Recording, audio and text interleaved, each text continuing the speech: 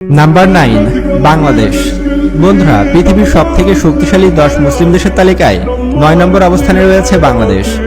বাংলাদেশের মোট সামরিক বাজেট 3.8 বিলিয়ন ইউএস ডলার। বাংলাদেশের মোট অ্যাক্টিভ সৈন্য সংখ্যা 1,65,000। বাংলাদেশ সেনাবাহিনীর হাতে মোট যুদ্ধ ট্যাঙ্ক রয়েছে 620টি, আর্মড ভেহিকলস রয়েছে 13,100টি, মোট রকেট প্রজেক্টরস বা MLRS রয়েছে 70টি।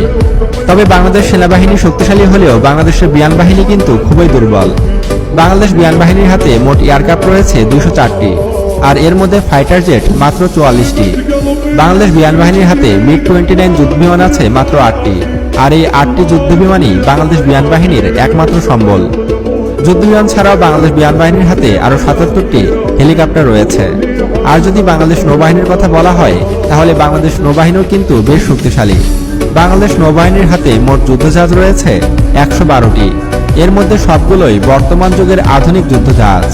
এবং বাংলাদেশের কাছে মোট 2টি সাবমেরিন রয়েছে, আর অতি শীঘ্রই বাংলাদেশের হাতে আরও 2টি সাবমেরিন যুক্ত হবে। আর বাংলাদেশের এই সাবমেরিনগুলোকে ভারত এবং মিয়ানমার জমের মতো ভয় পায়।